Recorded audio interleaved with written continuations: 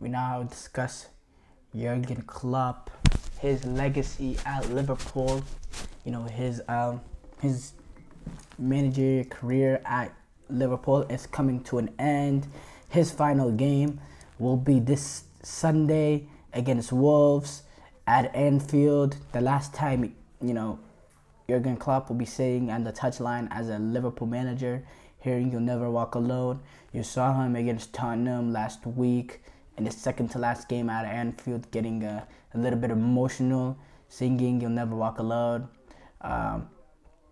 There's going to absolutely be a tribute of some sort towards him, towards the career, towards the legacy that he created, towards the way he revolutionized the club, brought them the first league title in 30 years, the emotional connection he created with the club.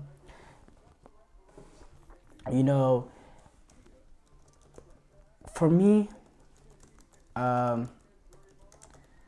Jurgen Klopp is more than a manager. I'm not a Liverpool fan. I'm a Chelsea fan, but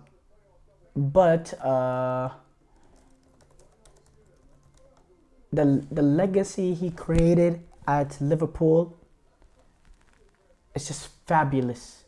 The way he revolutionized that team, the way he came in with his philosophy: in this amount of time we'll do this, in this amount of time we'll win this. He said it in his initial press conference, saying in this amount of years we will the Premier League, and he came out and he did that. He won a Champions League for them, reached multiple Champions League finals, and the way he I keep forgetting the word, but the way he revamped this team. When he came in, he had players he didn't like. He got rid of a guy like Benteke, who actually was successful at Liverpool goal scoring wise. He got rid of him. He said, "I'm not having that." He brought in a Sadio Mane, then brought in Mo Salah, then bringing in Alisson as a goalkeeper, as a stable goalkeeper, bringing in Virgil van Dijk to revolutionize that back line, develop the likes of Andy Robertson and Trent Alexander-Arnold, the same way Xabi is doing with Grimaldo and Jeremy Frimpong. Develop those guys, Andy Robertson and Trent Alexander-Arnold, to amazing playmakers that go in and generate so many assists, that are defensively, especially Andy Robertson, defensively very, very strong. Trent Alexander-Arnold not being strong defensively, but Jurgen Klopp did a good job just in general, longevity-wise, protecting Trent Alexander-Arnold defensively despite his weaknesses. And then the way he got his players, Mo Salah, Firmino, Mane, pressing-wise, the way that they bought in Salah, Mane, these are world-class, top-level players, and the way that they bought into their manager system of pressing, his motivation, being able to do that, and then them to be able to see the results of that success, with the goals that they scored, with the games that they won, with the longevity of performance, winning one Premier League title, being 1 point away, goal differential away from winning another two, being two goalkeeper mistakes away from a potential second Champions League, and then reaching another two at the same time, reaching 3 Champions League finals, almost winning one. It's just what he's done. It's been fabulous. When you look at it, the trophy-wise, the trophy cabinet doesn't really represent the success that they had. They won a Premier League, a Champions League, a couple of EFL Cups, and an FA Cup. But they really didn't take the EFL and FA Cup serious while Jurgen Klopp was there earlier. They were more focused on the Premier League and stuff. But then as the years went on, realizing, okay, this Liverpool team should have a lot more trophies than they did, Jurgen Klopp started taking the EFL Cup and FA Cup more and more seriously, and they started to start getting success in them. They actually won all 3 of those finals against Chelsea, which is disappointing. But for me, the most remarkable thing that he did was the lack of budget. When you compare the budgets of a Manchester United, a Chelsea, a Manchester City that they were competing with year in, year out for that Premier League title, taking them to the last day, but doing it with a lot less money than them, and if they were to spend money, it was on the basis of selling guys like a Coutinho that they sold, a Benteke that they sold earlier on. They sold a lot of players, and their net spend was really the reason why they were able to bring in guys, not just some sheer amount of money the way Guardiola had at City. Jurgen Klopp for me is a fabulous, fabulous manager, and he created an emotional connection with Anfield with the fist bump. He revolutionized, he revamped Anfield into the fortress that it was back then. There was a period where Anfield wasn't really as scary as it was back then, but it became that scary ground that teams feared going to again with Jurgen Klopp. It was a lot to do also with the style that they play. But going back to the emotional connection he shared with his Liverpool fans, the fist bumping, the celebrating, the camaraderie. A legacy is not just what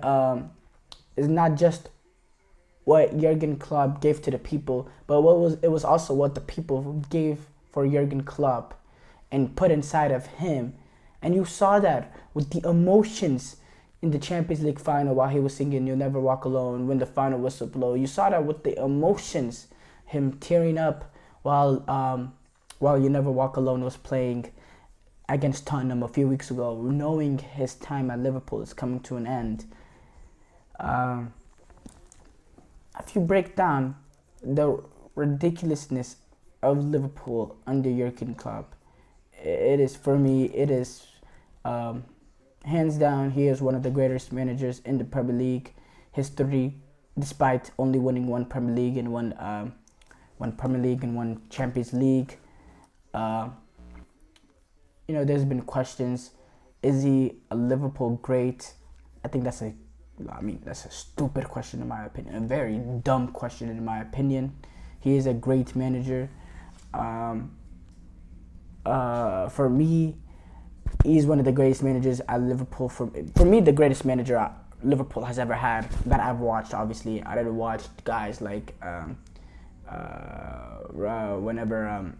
Gerard Houllier or Rafa Benitez. I wasn't really there to watch that happen. But apart from that, Pep Guardiola, he's came out. He's one of the best managers in the world. Played in many different leagues against many different top coaches. He said his greatest rivalry is Jurgen Klopp. The respect that he has for Jurgen Klopp is unmatched. He knows Jurgen Klopp. He understands it too. I know in his mind sometimes he might compare the amount of spending he's done to Jurgen Klopp and be like, wow, Jurgen Klopp is an elite manager. He has to. For me, he has to. And he recognizes the greatness there when he comes out and says, that is my greatest rival. That is my greatest rival.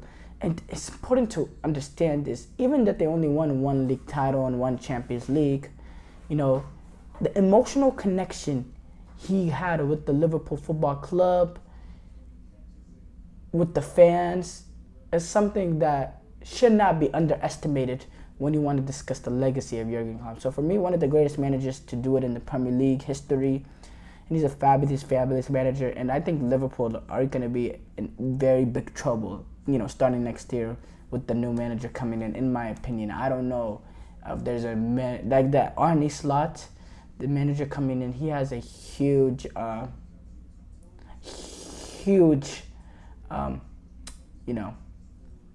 situation. He has a huge situation and a very difficult task following a manager like Jurgen Klopp.